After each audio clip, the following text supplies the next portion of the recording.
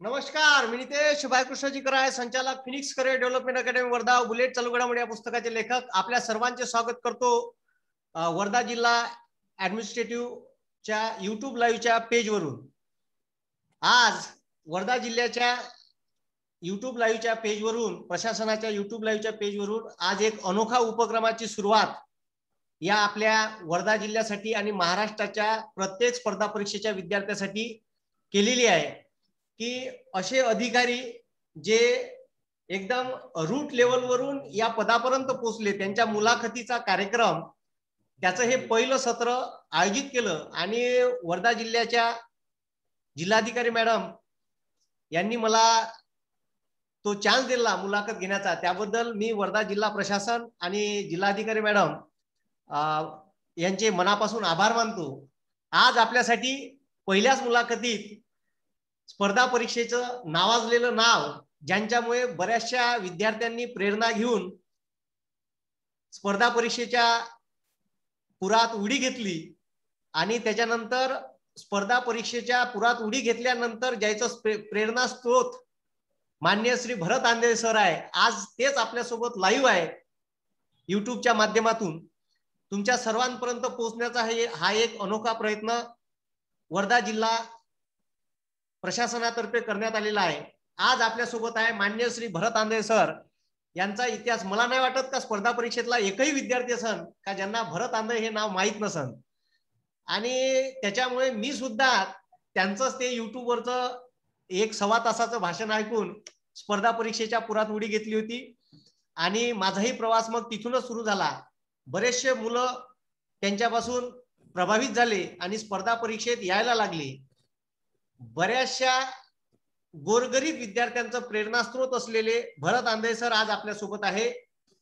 त्यांचं गाव सिन्नर, नाशिक जिल्ह्यातील सिन्नर तालुक्यातील ठाणगाव अशा या लहानशा गावातून, म्हणजे त्यांनी आपल्या भाषणात सांगितलं आहे का माझी ITI पास होण्याची लायकी नव्हती, मी UPSC ची परीक्षा क्रॅक करू शकलो. तर हा एक त्यांचा जो ध्येयवेडा प्रवास आहे तो तुम्ही युट्यूबच्या माध्यमातून ऐकलाच त्यांच्या भाषणातून. आज आता जे बिकट अवस्था आहे स्पर्धा परीक्षेच्या विद्यार्थ्यावर, काल स्पर्धा परीक्षेचे विद्यार्थ्याचा ओघ स्पर्धा परीक्षेत वाढलाय, त्याच्या काही समस्या आहे, समाजाचा त्यांच्याकडे पाहण्याचा दृष्टिकोन कसा आहे, असे अनेक प्रश्न आपण या इंटरव्ह्यूच्या माध्यमातून उलगडणार आहे. मी सर्वप्रथम स्वागत करतो श्री भरत आंधळे सरांचं. सर नमस्कार. नमस्कार सर. सर आता सध्या ज्वलंत प्रश्न म्हणजे आताच MPSCच्या एका विद्यार्थ्यानं आत्महत्या केली, स्वप्नील लोणकर. आणि त्याच्यामुळे काय झालं का जे स्पर्धा परीक्षेचे मुलं खेड्यापाड्यातून स्पर्धा परीक्षेचा अभ्यास करायला येत होते, तर त्याच्या मनात एक संभ्रम निर्माण झाला का स्पर्धा परीक्षा हे एक मृगजळ आहे का.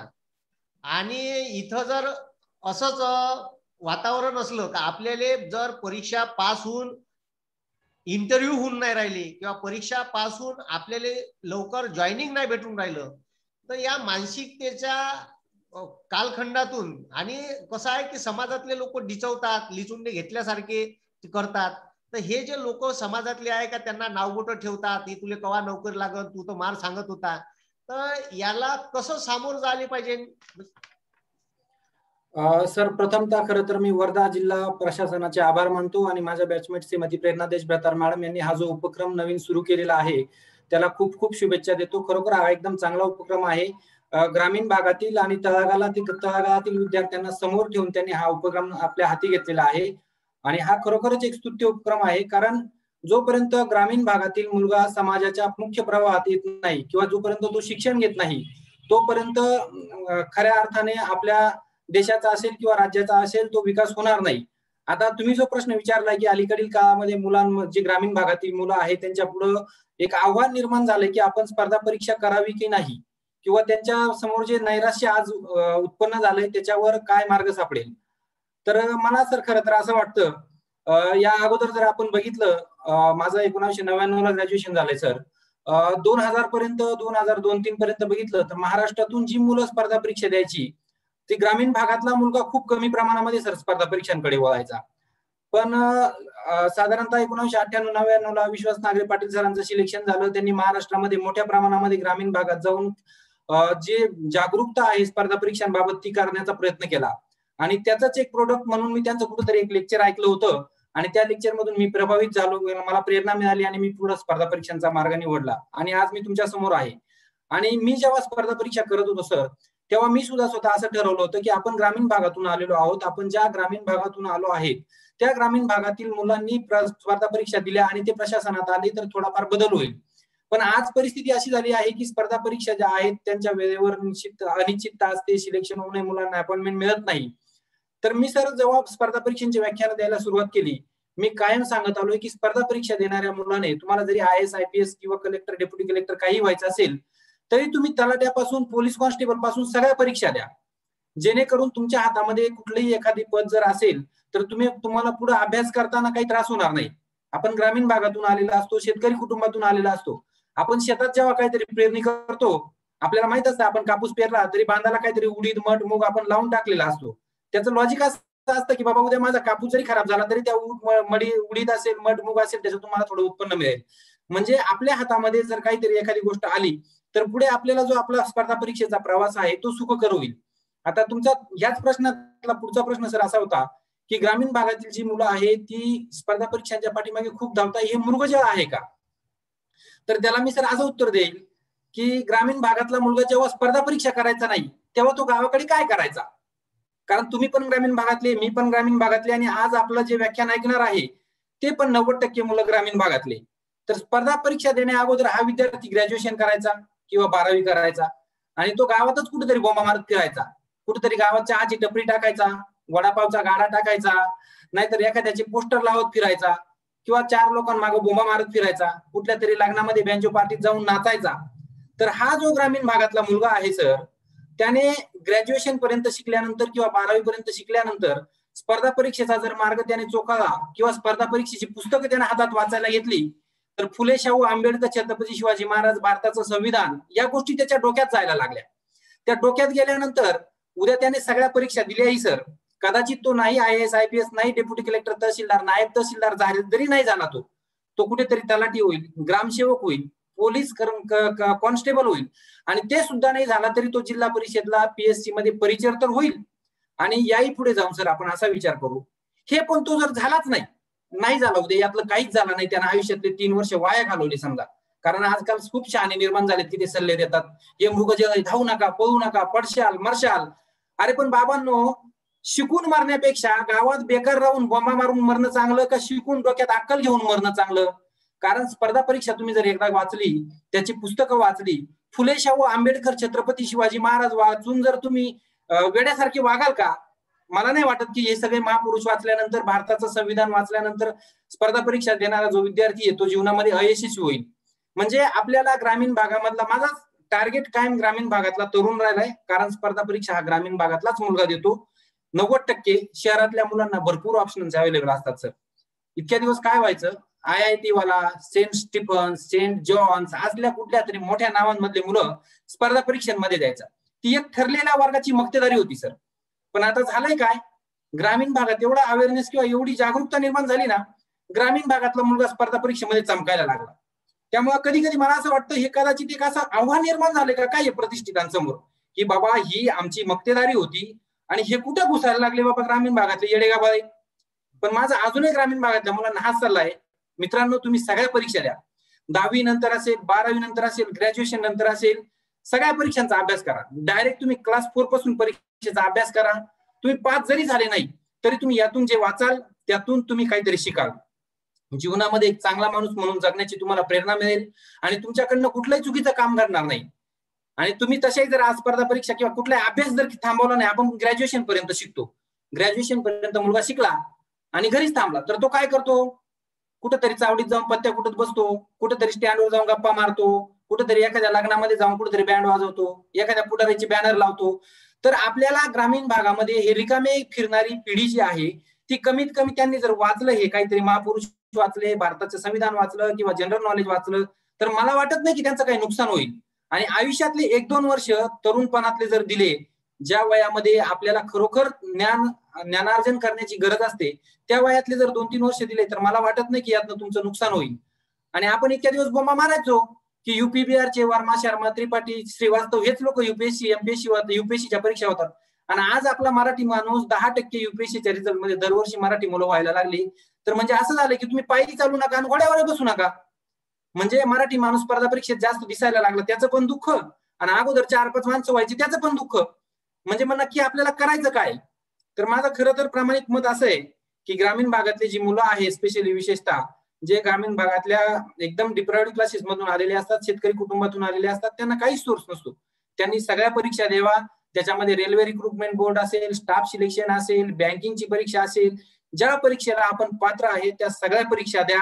त्यातून कुठेतरी तुमची निवड होईल, आणि कदाचित जर झालीच नाही तर तुम्ही एक चांगला माणूस म्हणून जगाल. आयुष्यातले आपण ग्रॅज्युएशन करेपर्यंत 15 वर्ष वयाच घालवलेले असतात. याच्या अगोदर कोणते ग्रॅज्युएशन झालेले पोरं कुठं लगेच कामाला लागत होते की बाबा तो 15वी झाला त्याला ग्रॅज्युएट झाला, वाजवीत घ्या त्याला जिल्ह्याच्या गावाला कामाला कलेक्टर ऑफिसमध्ये, असं कोणाचंच झालेलं नाही.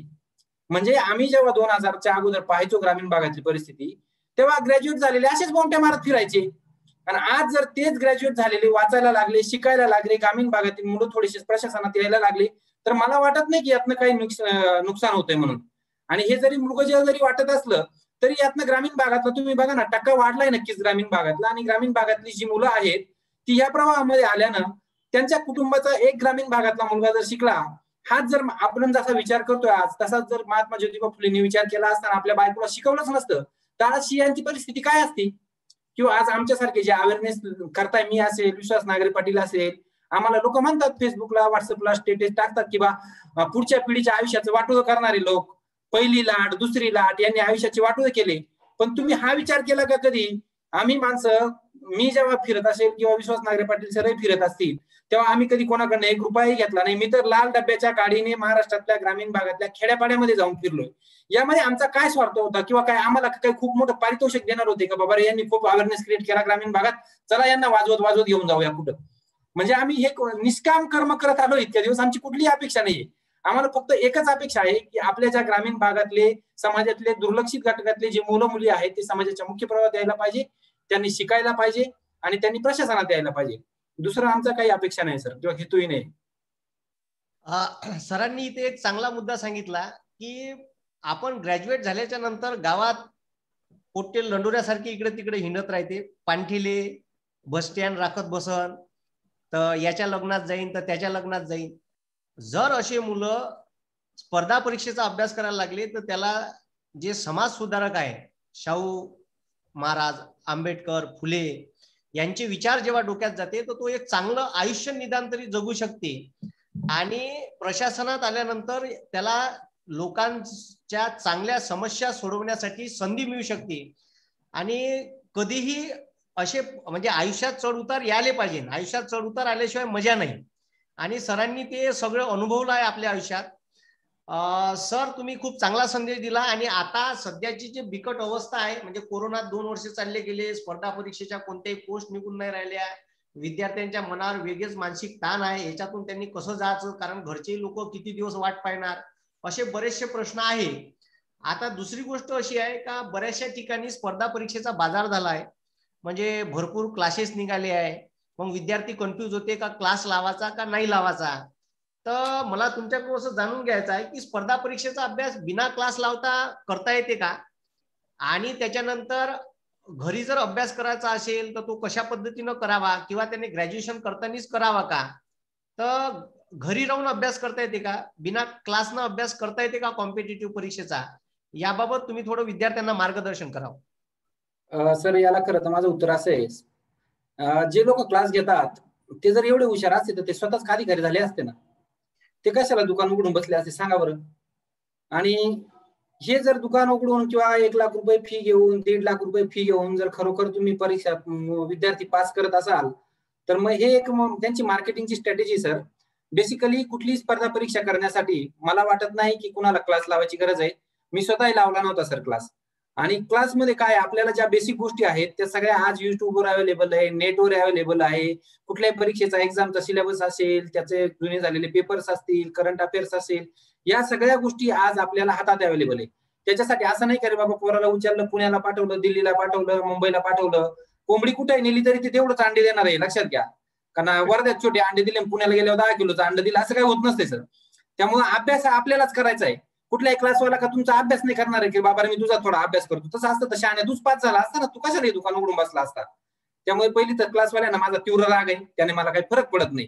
दुसरी गोष्ट म्हणजे तुम्ही जे विचारलं की त्याचा अभ्यास कुठेही राहून होऊ शकतो का, आता याची खूप सारे उदाहरण आहे सर, की ग्रामीण भागामधील मुलं जे आहेत ते बऱ्याचदा आता फक्त अभ्यास करायला एक लायब्ररीची गरज असते सर, जिथं आपल्याला सगळे पुस्तक उपलब्ध असतील. आणि आता सगळ्या तालुक्यांना, जिल्ह्याच्या ठिकाणी सर लायब्ररीज ओपन आहेत, तिथं जाऊन मुलं अभ्यास करू शकतात. आणि जे आता आपल्याला अगोदर वाटायचं की बाबा पुण्यात गेल्यानंतर तिथं खूप चांगलं वातावरण असतं, तिथं खूप चांगलं वातावरण असं म्हणजे काय थंड हवेचे वारे वाहतात की काय, म्हणजे की जेणेकरून असं वाटतं अभ्यासाला खूप उत्साह येतो विद्यार्थ्याला आणि तो वर्ध्याला 8 तास अभ्यास करायचा, पुण्याला गेल्यावर 16 तास अभ्यास करायला लागला. असं तर काहीच होत नाही सर. पहिली गोष्ट म्हणजे आपल्या मनाची समजूत आहे. आपली जर तीव्र इच्छाशक्ती असेल तर आपण कुठेही अभ्यास करू शकतो. त्यासाठी फक्त आपल्याला जे बेसिक मटेरियल आहे, आपण ज्या परीक्षेची तयारी करतो ते उपलब्ध पाहिजे सर. त्याच्यासाठी कुठलाही महागडा क्लास लावायची गरज नाही. आपल्या घरच्यांचे पैसे काय वेस्ट करायची गरज नाही. नाहीतर आईचं मंगळसूत्र गाण ठेव आणि शेताचा बांध विकन, शेताचं काहीतरी एखादं वावर विकन, मग तू पुण्याला जाऊन राहा आणि तिथून आई वडिलांना खोटंच सांग आता मी प्रिलिम झालो, मेन झालो, इंटरव्ह्यू दिली पण इंटरव्ह्यू मध्ये माझं सिलेक्शन नाही झालं. तर या सगळ्या थापा मारायला पोरं शिकतात उलटे मोठ्या शहरामध्ये जाऊन. त्यांनी आपल्या आपल्या घरी राहावं आणि जर त्यांना वाटलं की इथं अभ्यास होत नाही तर त्यांनी आपल्या बापाचे कपडे घालावे, 4 दिवस शेतात जाऊन काम करावं, म्हणजे त्याचं डोकं जे फिरलेलं आहे ते ध्यानावर येईल. म्हणजे आपले आई वडील काय करून शेतामधून पैसे मिळवून आपल्याला देतात हे जेव्हा त्याला जाणवेल तेव्हा त्याच्या लक्षात येईल की बाबा रे आपले आई वडील एवढे शेतात कष्ट करतात, म्हणून आज आपण ही थोडीशी परीक्षा देऊ शकतोय. त्यामुळं फक्त जिथे एखादी लायब्ररी अवेलेबल असेल, थोडेसे बेसिक रिसोर्सेस अवेलेबल असतील, त्या ठिकाणी अभ्यास कोणी केला तर कोणी परीक्षेमध्ये पास होऊ शकतो. आता राहिली याच्याही पुढे जाऊन एखादा तज्ञ असतो की तो म्हणतो नाही रे मला क्लास करायलाच पाहिजे, त्याने आपलं ते एक बेसिक स्ट्रक्चर डोक्यात तयार होतं. तर त्याची ज्याला खूप हाऊस आहे अशा स्ट्रक्चरची, त्याने एखादा 5-10 हजाराचा क्लास लावावा, जेणेकरून त्याला ते बेसिक काय परीक्षा असते, कसे असते, कुठले प्रश्न असतात ते थोडंसं हे होईल आणि त्याचे थोडेसे पैसे पण नासून होतील. त्याला जे मानसिक समाधान आहे तिथे गेल्यावर त्याला कळेलच की आपला अभ्यास आपल्यालाच करायला लागतोय. तर थोडंसं त्यानं जर त्या पद्धतीने केलं तर मला वाटत नाही की काही गरज पडेल. पण ज्यांच्याकडे खरोखर पैसे आहेत त्यांनी, आणि आता काय झालंय सर, युट्यूबला असेल, ऑनलाईनला असेल, भरपूर सारे क्लासेसचे फ्री लेक्चर्स आहेत. तुम्ही बघा कुठल्याही सब्जेक्टचं नाव टाका, जगात म्हणजे भारतातले जे तज्ञ आहेत त्या सब्जेक्टचे त्या सगळ्या लोकांचे लेक्चर्स अवेलेबल आहेत. तर त्यासाठी मला वाटत नाही की बाबा वर्धा, नागपूर किंवा कुठलाही नाशिक, औरंगाबादचा विद्यार्थी बीड, हिंगोलीचा उठला आणि पुण्यात जाऊन गेला म्हणजे पुण्यामध्ये युपीएससी परीक्षा पास होणार किंवा एमपीएससी परीक्षा पास होणार आहे. तसं काही होणार नाही. आज आपल्याला सगळ्या गोष्टी आपल्या समोर अवेलेबल आहे. तुम्ही जिथे असाल तिथे राहून अभ्यास करा, निश्चित पास व्हाल. फक्त माझी अजून पण एक विनंती आहे, क्लार्क पासून कलेक्टर पर्यंत सगळ्या परीक्षा द्या.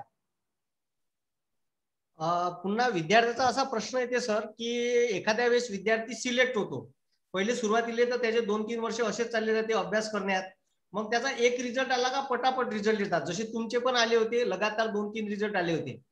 तर मग तो कन्फ्यूज होतो किंवा एखादी पोस्ट भेटल्यानंतर तो त्यानं दुसऱ्या पोस्टसाठी अभ्यास करावा की नाही करावा, की आहे त्या पोस्टमध्येच आपला पराक्रम दाखवा, की अजून वेगवेगळ्या परीक्षा आहे प्रशासनाच्या, एसएससीच्या आहे, एसएससी क्लास 1च्या चांगल्या पोस्ट आहे, इन्कम टॅक्स डिपार्टमेंट झालं, इंटेलिजन्स ब्युरो झालं, सीबीआय झालं, अशा डिपार्टमेंटमध्ये नोकऱ्या भेटते. पण महाराष्ट्रातल्या बऱ्याचशा विद्यार्थ्यांना सेंट्रल गव्हर्नमेंटच्या नोकऱ्याच माहित नाही किंवा त्याचा सिलेबस काय, परीक्षेचा अभ्यास कसा आहे, टप्पे कसे आहे हे माहित नाही. तर एखादी परीक्षा पास झाल्याच्या नंतर या सगळ्या परीक्षेचा त्यानं अभ्यास करावा की त्याच पोस्टमध्ये समाधानी राहावं, यावर तुम्हाला काय वाटते? सर खरं तर मला असं वाटतं की कुठलीही एखाद्या परीक्षेची जर पोस्ट मिळाली तर आपलं जोपर्यंत वय आहे किंवा आपल्याला जोपर्यंत वाटतंय की मी करू शकतो तोपर्यंत पुढच्या परीक्षेला ट्राय करायला काही हरकत नाही ना. कारण आपण एका ठिकाणी जीवनामध्ये स्थैर्यता आपल्याला मिळालेलं आहे, कुठेतरी आपण प्रशासनामध्ये आलेलो आहोत. पण अजून जर आता आपल्याला वरती जायचं असेल, तुम्ही आता जे इतक्यात सांगितलं स्टाफ सिलेक्शन कमिशन वगैरे असेल, आता हे आपण रोज ऐकत असतो की कस्टम्स इन्स्पेक्टर असतो, इन्कम टॅक्स इन्स्पेक्टर असतो, ईडी मधले ऑफिसर असतात किंवा ऑडिटचे ऑफिसर असतात. हे स्टाफ सिलेक्शनचं जर तुम्ही बघितलं तर एकही मराठी माणूस सिलेक्शन होत नाही. का होत नाही? कारण आपल्या तिकडे मराठी माणसाला कोणी सांगतच नाही की बाबा रे तू स्टाफ सिलेक्शनची परीक्षा दे, आणि त्यातनं जे अधिकारी होतात ते आपल्यापर्यंत कधी पोहोचत नाही. मग आपण पुन्हा बंबा मारतो. युपी बिहारचे मुलं जास्त होतात, आमच्या इकडचे मुलं होत नाही. कारण आम्ही आमच्या मुलांना ही परीक्षा पण कधी सांगितलीच नाही की बाबा ही पण परीक्षा द्या. याच्यामध्ये तर डायरेक्ट सर 8-8, 10-10 हजार वॅकन्सी येतात स्टाफ सिलेक्शन मध्ये. तर आपल्या मुलांनी ही कॉम्पिटेटिव्ह एक्झाम देता जवळपास त्याचा आणि याचा सिलेबस सारखाच असतो. तर मला वाटत नाही की त्या परीक्षा द्यायला पण काही आपलं नुकसान आहे. मी तर सांगेल जोपर्यंत तुम्हाला चान्स आहे तोपर्यंत सगळ्या परीक्षा देत राहा. एखादी परीक्षाची आपल्या हातामध्ये रिझल्ट आला तरी तिथेही चांगलं काम करा आणि पुढील पण परीक्षा देत राहा.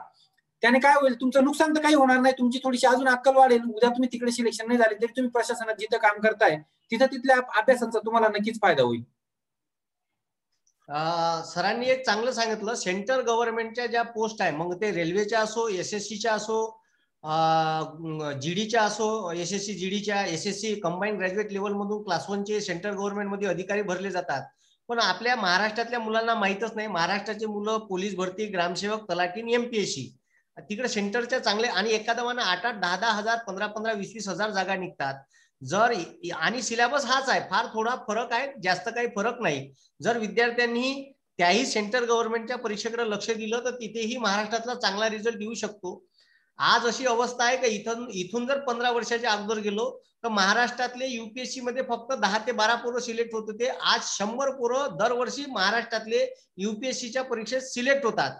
हे कशामुळे शक्य झालं तर याचं योगदान श्री विश्वास नागरे पाटील सर, भरत आंधळे सर यांचे प्रेरणा घेऊन बरेचसे लोक स्पर्धा परीक्षेत उडी घेतली आणि स्पर्धा परीक्षेत महाराष्ट्रातल्या पोरांचा ओघ वाढला. त्याच्यामुळे UPSC, MPSC सारख्या स्पर्धा परीक्षेत ग्रामीण तळागाळातले गोरगरीब विद्यार्थी यायला लागले.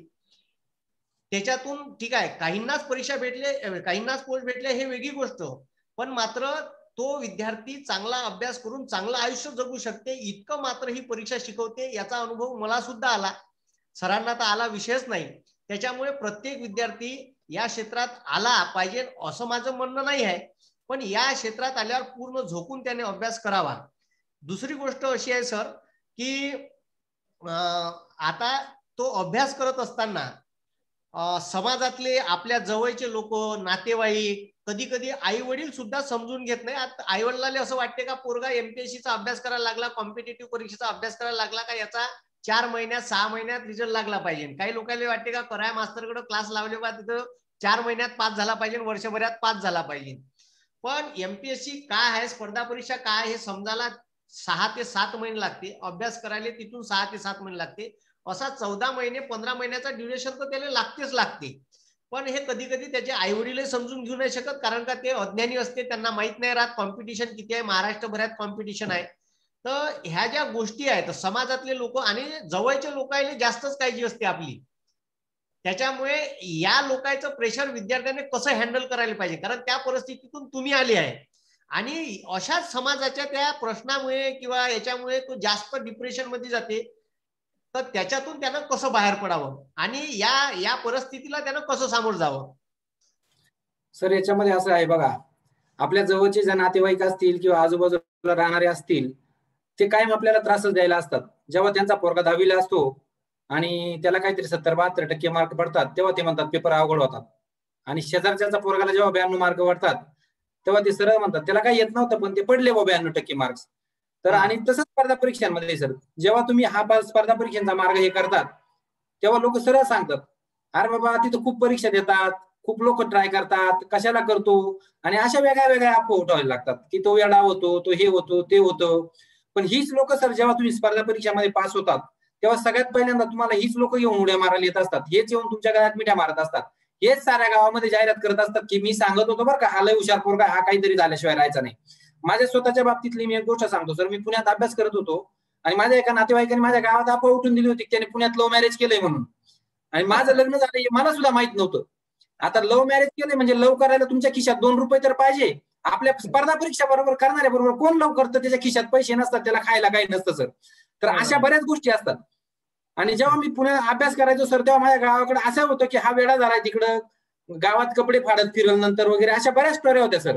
पण जेव्हा मी परीक्षेमध्ये पास झालो तेव्हा जे लोक हे सल्ले देत होते गावामध्ये तेच लोक सगळ्यात पहिल्यांदा उठून भाषण करून सांगायला तयार होते की मी अख्ख्या गावात सांगत होतो हा पोरगा काहीतरी गावाचं नाव मोठं केल्याशिवाय राहणार नाही. तर ही जी परिस्थिती आहे सर ती स्पर्धा परीक्षा करणाऱ्या प्रत्येक मुलाच्या जीवनामध्ये येणारच आहे सर. पण ह्या थोड्याशा लोकांकडे जर आपण लक्ष दिलं आणि आपलं पूर्ण आयुष्य जर त्यांच्या नादी लागून उद्ध्वस्त केलं तर यांच्याकडे थोडंसं जर आज दुर्लक्ष केलं तर येणारा जो काळ आहे सर तो या लोकांना दाखवूनच देईल की तुम्ही खरोखर कोणत्या जिद्दीचे आहात किंवा तुम्ही काय करत होते. मला तर असे बरेच लोक विचारायचे की बाबा रे तू नक्की करतो काय, कारण माझ्या तालुक्यात माझ्या अगोदर कुणी UPSC पास झालेलं नव्हतं सर. म्हणजे असे बरेच लोक विचारायचे की तुम्हाला, म्हणजे मी गावात बसमधून उतरलो ना स्टँडवर तरी मला शहाणे बोलवायचे, 2 ते स्टँडवर बसलेले असायचे ना ग्रॅज्युएट झालेले, ते बोलवायचे मला सांगायचे, बाबा रे तू इकडे मला समजून सांग काय करतोय. आता त्यांना जर मी सांगितलं की बाबा मी कलेक्टरच्या परीक्षेचा अभ्यास करतोय म्हणतील, लोक म्हणतात की वेळ झालं, हे खरोखरच वेळ झालंय. पण आज अशी परिस्थिती सर, मला पास होऊन आता 12 वर्ष होत आले, मी जेव्हा गावात जातो ना तेव्हा ही शहाणी मंडळी दिसली ना, मला पाहिलं तरी ते लांब पाहतात, म्हणजे त्यांना पण जवळ यायची लाज वाटते. त्यामुळे आज तुमच्यावर जी टीका करणारी मंडळी आहेत, आपला जर मार्ग चांगला असेल आणि आपले कष्ट प्रामाणिक असतील तर मला वाटत नाही की या लोकांना आपण एक चांगला संदेश दिल्याशिवाय किंवा यांना यांची जागा दाखवल्याशिवाय राहू. आणि आता राहिला प्रश्न की याच्यामध्ये 2 वर्ष जातात, 3 वर्ष जातात, अनिश्चितता येत असते. आपण ग्रामीण भागातले मुलं सर, आपण शेतकरी कुटुंबातून आलेलो असतो, आपण बघतो शेतात सुद्धा 4 वर्षात नाही एकदा दुष्काळ पडतो, मग शेतकरी का शेती करायची सोडून देत नाही. किंवा आपण 12वीला 1 वर्ष नापास झालो म्हणून पुढचा अटेम्प्ट द्यायचा थांबतो का? एफवायला परत ट्राय करतोच ना, एटीकेटी लागली तरी परीक्षा देतोच.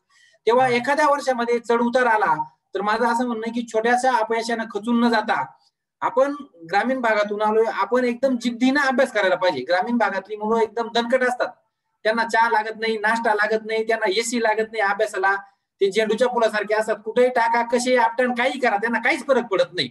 त्यामुळे त्यांची जी इच्छाशक्ती आहे ती एकदम तीव्र असते, फक्त त्यांना थोडासा कॉन्फिडन्स जो आहे ती भीती असते सर.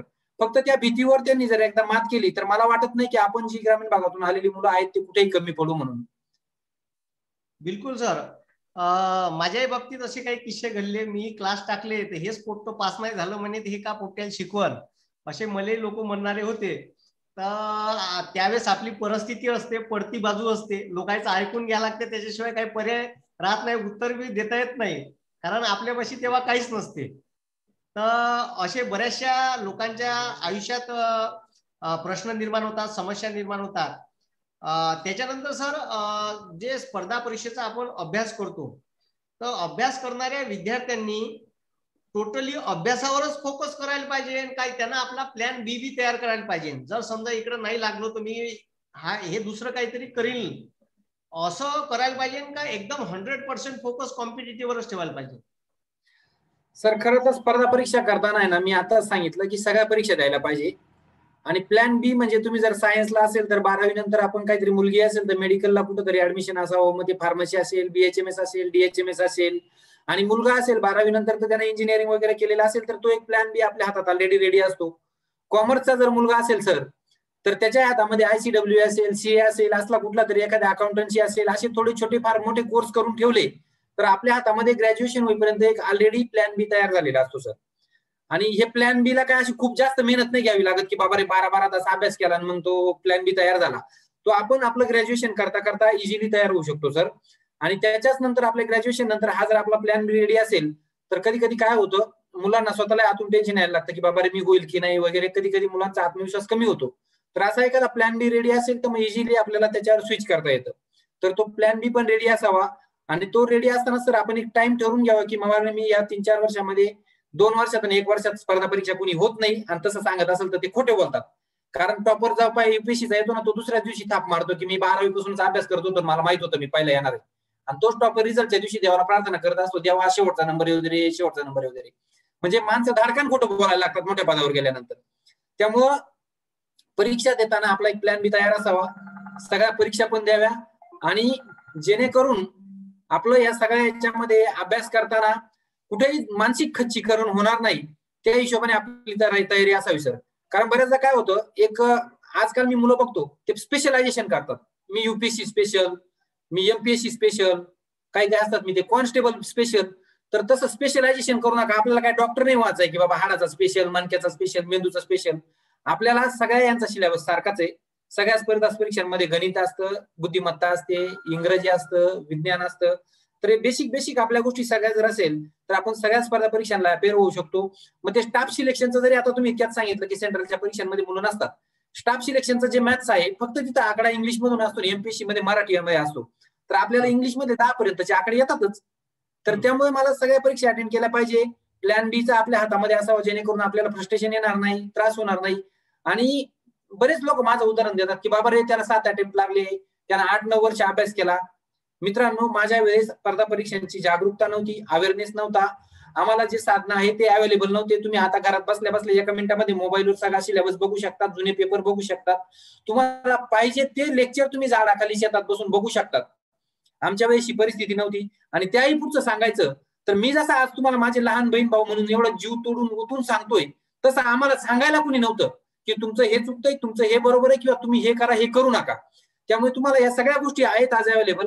त्यामुळे साधारणतः आयुष्यातले ग्रॅज्युएशन केलं त्यानंतर 3-1 वर्ष 4 वर्ष मॅक्झिमम ट्राय करा, नाहीतर आपला जो प्लॅन बी असेल त्याच्यावर स्विच करा. शक्यतो तुम्ही प्रामाणिक प्रयत्न केले तर तुम्हाला कुठे ना कुठे यश येऊनच जाईल. सरांनी आता जसं सांगितलं की स्टाफ सिलेक्शन कमिशन असेल, बँकिंग असेल, रेल्वे रिक्रुटमेंट बोर्ड असेल, सगळ्या परीक्षा द्या. म्हणजे या जरी वॅकन्सी एकत्र केल्या तर प्रत्येक वर्षी मला वाटतं 35-40 हजार वॅकन्सी असतात. आणि आपण इकडे बसतो वाट पाहत एमपीएससीच्या 377 वॅकन्सीची 2-2 वर्ष. मग तुम्ही या जर सगळ्या एक्झाम दिल्या आणि त्यातून तुम्हाला नंतर एमपीएससीच करायचं असेल, डेप्युटी कलेक्टर डीवायएसपी व्हायची असेल तर बाबा तिथं सिलेक्ट झालं, तिथे परीक्षा दे. म्हणजे 3-4 वर्षाचा साधारणतः एक आपलं टार्गेट ठेवून ठेवा. आणि तेवढ्यामध्ये होत असेल आणि तेवढ्यात प्रामाणिक प्रयत्न केला तुम्ही कुठे ना कुठे लटकूनच जाल.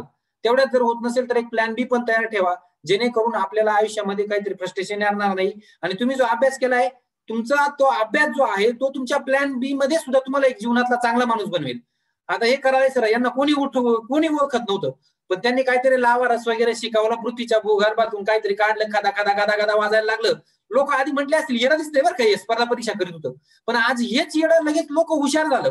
म्हणजे समाज तुम्हाला पायी चालून देत नाही आणि घोड्यावर बसून देत नाही. कोण काय म्हणेल आणि ते त्यांचे सल्ले ऐकूच नका. आपलं आयुष्य आपल्याला जगायचं असतं. आपण का कोणाच्या घरी खायला जात नाही, त्याच्यामुळे त्याचा सल्ला त्याच्या करावं द्या. आपला प्रामाणिकपणे अभ्यास करा, एक प्लॅन बी तयार ठेवा आणि 3-4 वर्षाचं एक टार्गेट ठेवा आणि सगळ्या एक्झाम द्या. सगळ्यांचा सिलेबस सारखाच आहे, फक्त आपले प्रयत्न हे प्रामाणिक असले पाहिजे. नाहीतर घरी बसला आणि व्हॉट्सअप घेतलं त्याच्यावर चॅटिंग करत बसला, बाबा रे त्यापेक्षा तू शेतात काम कर. आणि आज दुसरी एक आजकाल मी समस्या बघतो की बरीच मंडळी व्हॉट्सअप घेऊन इकडे ग्रुप बनव, तिकडे चॅट कर, हे धंदे करायला लागली. स्पर्धा परीक्षा करणाऱ्या मुलाला व्हॉट्सअपची गरज नाही, मोबाईलची पण गरज नाही. कारण इतक्या दिवस कुणी काही घरातलं मेलं, कोणाचं लग्न असलं तर आपल्याला कळायचंच ना. माझा अभ्यास करताना माझा मामा मेला होता, युपीएससीची मेन्स होती, तरी पण मला निरोप पोहोचला होता, माझ्या फोन नव्हता तरी. तसंच तुमच्या घरातलं कुणी मेलं, चुकून मेलंच, मरत तर कुणीच नाही, पण चुकून मेलं तरी तुम्हाला निरोप मिळणारच आहे. त्यामुळे फोन बिन हे फक्त अभ्यासापुरतं तुम्हाला जेव्हा लेक्चर बघायचं असेल, सिलेबस बघायचा असेल तेव्हाच वापरा. आणि आजकाल मी दुसरं बघतो स्पर्धा परीक्षा करणाऱ्यांना रिकामं काम करत बसतात. स्टेटस ठेव, बाद में देख लेंगे, दुनिया झुकती है झुकाने वाला चाहिए. अरे येड्या, तू अभ्यास केला तर ते झुकतील, नाही तर तू असा स्टेटस ठेवूनच मरशील. आणि हे स्टेटस ठेवतो कोण? ज्यांचं काही स्टेटस नसतं आणि ते होण्याचे चान्सेस पण नसतात, तेच लोक स्टेटस ठेवतात. ज्यांचं स्टेटस आहे ते अभ्यास, ज्यांना स्टेटस करायचा आहे ते अभ्यास करतात. त्यांना हे रिकामं काम करायला वेळच नसतो. त्यामुळे मोबाईलचा वापर फक्त तुम्ही अभ्यासापुरता करा आणि या रिकामी कामं करूच नका. की व्हॉट्सअपला याला ग्रुप बनवला आणि त्याला हे केलं, स्टेटस ठेवलं, फेसबुकला टाकीत बसला का आमच्या दोस्तीतल्या दुनियातला राजा माणूस, भावी IAS अधिकारी, तो 100% होणार नाही. म्हणजे त्याच्या खाली लिहून ठेवा की हा मेला तरी होत नसतोय. कारण ही मंडळी जी आहे ना ती त्याला होऊनच देत नसते. त्यामुळे कृपा करून हे मोबाईल फक्त अभ्यासापुरतं वापरा, बाकीच्या याच्यामध्ये ठेवूच नका. आणि याच्यापासून तुम्ही जेवढे लांब राहाल तेवढे लवकर तुम्ही पास व्हाल. हे रिकामे उद्योग बंद करा, तुमचं पास व्हायचे चान्सेस जास्त होतील.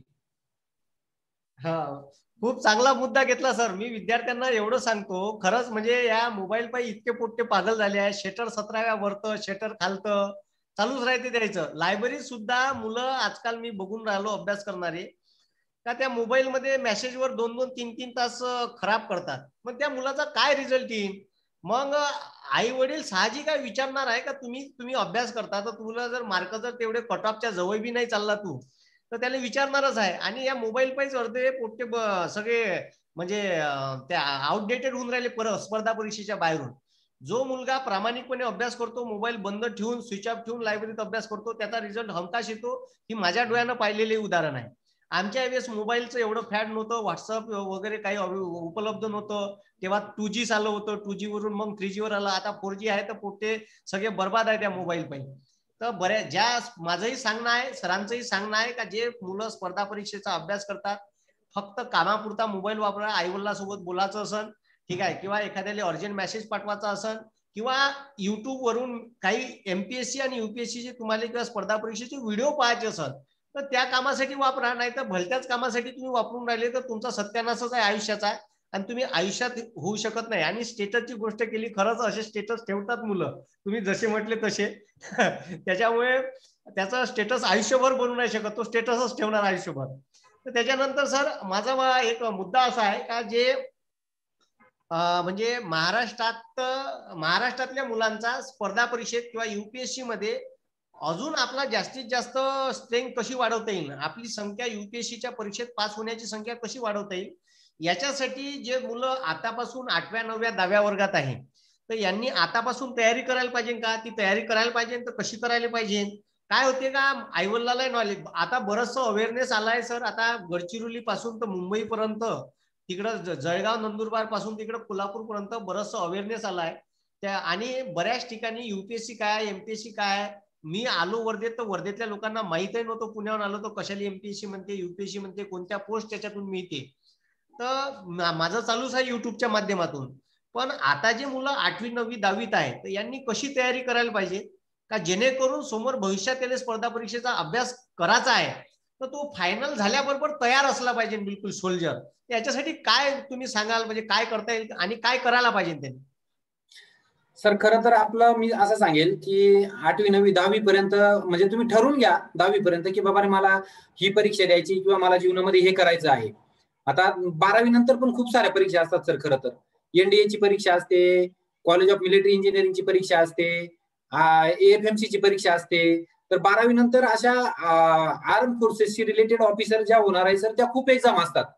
तर ज्या मुलांना या 12वी नंतर ज्या परीक्षा द्यायच्या आहेत त्या परीक्षांसाठी त्यांनी 11वी 12वीला सर चांगला अभ्यास करायला पाहिजे. 10वी पर्यंत मुलाची एवढी परिपक्वता नसते की तो एवढा म्हणजे ग्रामीण भागातल्या मुलांची तर नसते सर. आता ज्यांचे आई वडील अधिकारी आहेत ते मुलं ठरवतात लहानपणापासूनच की मला हे करायचंय आणि त्यांना तसं मार्गदर्शन पण मिळतं. पण ग्रामीण भागातली जी मुलं आहे सर त्यांना 12वी नंतर कुठलाही कॉम्पिटेटिव्ह एक्झाम द्यायची असेल तर त्यांनी 11वी 12वी मध्ये चांगला अभ्यास करावा. आणि आपण खरोखर त्या प्रवाहामध्ये जाण्यासारखे आहेत का हे टेस्ट करण्यासाठी त्यांनी 12वी नंतरच ज्या एक्झाम होतात, एएफएमसी असेल, एनडीए असेल, या सगळ्या एक्झाम ट्राय करायला हव्यात सर. आणि तुम्ही जे म्हटले की आपल्याला युपीएससी पुढे करायची असेल तर आपण जर महाराष्ट्र स्टेट बोर्डचा सिलेबस बघितला सर आणि युपीएससीचा सिलेबस बघितला तर युपीएससीचा जो सिलेबस आहे सर तो सगळा एनसीईआरटीचा जो बुक्स आहे त्याच्यावर रिलेटेड आहे सर किंवा त्याच्यावर आधारित आहे. आणि आपला महाराष्ट्र स्टेट बोर्डचा विद्यार्थी जेव्हा तो सर एनसीईआरटीचे पुस्तक वाचायला घेतो, एक तर ते असतात इंग्लिशमध्ये आणि ते वाचायला लागल्यानंतर एक पान वाचायला आपल्याला 1 घंटा लागून जातो आणि ते वाचल्यानंतर आहे ना असं डोकं जड पडायला लागतं, कारण आपण त्यातलं कधीच काही आधी वाचलेलं नसतं आणि ते वाचल्यानंतर आपल्याला असं वाटतं की हे फेकून द्यावं पुस्तक. त्यामुळं ज्या मुलांना स्पर्धा परीक्षा द्यायच्या आहे कुठल्याही असतील त्यांनी 10वी नंतर एनसीईआरटीचे जे पुस्तक आहे 5वी पासून तर 10वी पर्यंतचे, त्याच्यामध्ये मग विज्ञान असेल, इतिहास असेल, भूगोल असेल, पॉलिटिकल सायन्स असेल, ही जी पुस्तकं आहेत ती थोडी थोडी वाचायला घ्यावी म्हणजे ज्याने आपल्याला थोडासा अंदाज येईल. आणि 11वी 12वी नंतर मुलांनी या पुस्तकांची थोडीशी व्यवस्थित सिलेबस बघून अभ्यास करावा. आणि त्याही पुढे जाऊन सांगायचं झालं तर 12वी नंतर ज्या मुलांना याच्यातच करिअर करायचं आहे त्या मुलांनी, मुलगा असेल तर त्याने इंजिनिअरिंग वगैरे बघावं थोडंसं, म्हणजे जेणेकरून प्लॅन बी तयार असेल. मुलगी असेल तर तिने मेडिकलचा कुठला तरी बघावं, तिचाही प्लॅन बी तयार असेल. आणि इंजिनिअरिंग करता करता इंजिनिअरिंगचा कोणता पोट्टा काय उठला 12 महिने इंजिनिअरिंगचा अभ्यास केला आणि इंजिनिअर झाला असं काही होत नाही. ते शेवटचा 1-1.5 महिना अभ्यास करतात. त्यांनी आपली जी रेग्युलर डिग्री आहे ती डिग्री करता करता कॉम्पिटेटिव्ह एक्झामचा चांगला अभ्यास जर केला तर ग्रॅज्युएशनच्या लास्ट इयरला असताना तो मुलगा स्पर्धा परीक्षेसाठी तयार होतो सर. कारण आम्ही असे मुलं बघितलेत, मी स्वतः ट्रेनिंगमध्ये, की जे वयाच्या 22व्या-23व्या वर्षी मुलं पास होतात आणि आमच्यासारखे पण होते म्हातारे झालेले 29व्या-30व्या वर्षी पास झालेले. त्याचं कारण असं होतं की आम्ही ग्रॅज्युएशन जेव्हा झालो तेव्हा आम्हाला कळालं की अशी काही परीक्षा असते. मी तर एमपीएससीच्या राज्यसेवेच्या 3 इंटरव्ह्यू दिल्यानंतर एमपीएससीची 1 वर्ष जाहिरात नाही आली म्हणून मी म्हटलं युपीएससीची पण परीक्षा देऊन पाहू. म्हणजे मी पहिले 4-5 वर्ष एमपीएससीच घातले होते. 2005 नंतर मी युपीएससी द्यायला लागलो, 9 मध्ये मी पास झालो. म्हणजे कदाचित जर माझा फोकस चांगला असता तर मी लवकर युपीएससी पास झालो असतो. त्यामुळे आपल्या मुलांनी जर 12वी नंतरच जर हा फोकस केला तर मला वाटतं की ते 25 वर्षाच्या आत पास होऊन जातील. आणि आपण जेव्हा मुली बघतो सर, ग्रामीण भागातल्या मुलींचं, शहरामध्ये मुलींचं लग्न 28व्या-29व्या वर्षी सर होतो, पण ग्रामीण भागामध्ये मुलगी 20-22 वर्षाची झाली की घरचे लगेच डोक्यावर बसायला लागतात, तुझं लग्न करू. त्यामुळे ग्रामीण भागातल्या मुलींना सर माझा विशेष असा संदेश राहील की त्यांनी 10वी नंतरच आपल्याला जे करिअर करायचं आहे त्याचा एकदम प्रामाणिकपणे अभ्यास करावा, जेणेकरून ग्रॅज्युएशन झाल्या आपण कुठेतरी कामाला लागलेला असू आणि आपल्याला आपल्या जीवनामध्ये स्वतःचा निर्णय घेता येईल, तेव्हा खऱ्या अर्थानं मुलींचं सबलीकरण होईल सर. नाहीतर काय होतं, काही मुली म्हणतात ग्रॅज्युएशन झाल्यानंतर मी अभ्यास करेल आणि मग घरचे असतील, नातेवाईक असेल, शेजारी पाजारी असेल की ज्यांना आपली खूप काळजी असते ते लोक आपल्या घरच्यांना आपलं वाजून द्यायला लावतात लगेच. आणि एकदा संसाराच्या राहाट गाडग्यात अडकल्यानंतर सर तेवढा मुलींना पण वेळ मिळत नाही, घरचे बरेचदा तेवढे समंजस नसतात. सासू सासरे असतील, घरातले ननंद भाऊजाई कोणी पण असेल, तर तिथून पण आपल्याला तेवढा वेळ मिळत नाही. त्यामुळे मुलींनी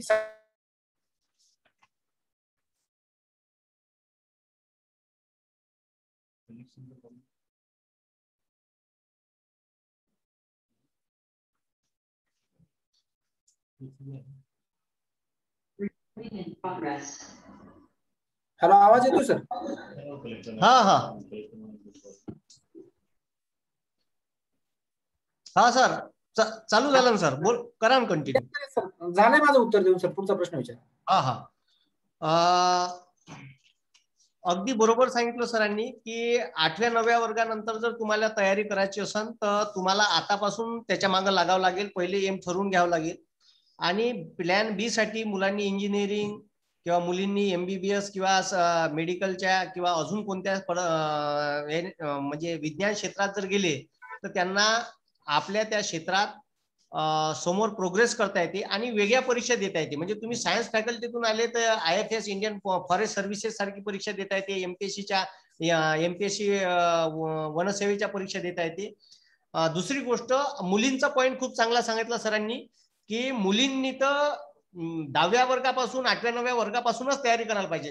ग्रॅज्युएशन झाल्याबरोबर आजूबाजूच्याच लोकांना जास्त काळजी राहते, त्या पोरीचं लग्न झालं पाहिजे. बापापेक्षा आजूबाजूला काळजी असल्यामुळे बापाले त्या सामाजिक ताणामुळे त्या पोरीचं लग्न उरकून द्यावं लागते, भले ते MPSCचा अभ्यास करत असो का नसो. तर असे बरेचसे प्रश्न आहे. सामाजिक प्रश्नामुळे बरेचसे पोरायचं स्वप्न स्पर्धा परीक्षेचा अभ्यास करून एखादी चांगली सरकारी नोकरी घ्यायचं अधुरं राहते.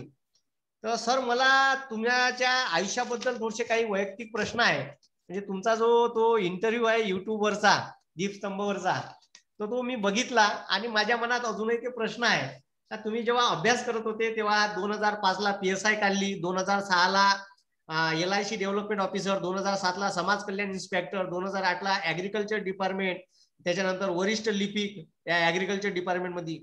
अशा अनेक परीक्षा त्या 10 वर्षाच्या कालखंडात तुम्ही काढल्या. पण तुमचं एम होतं का मी UPSCचीच परीक्षा पास केली पाहिजे. या कालखंडात तुमच्या घरच्यांनी किंवा लोकांनी तुम्हाला चेक केलं का तुम्ही अभ्यास करून राहिले का नाही?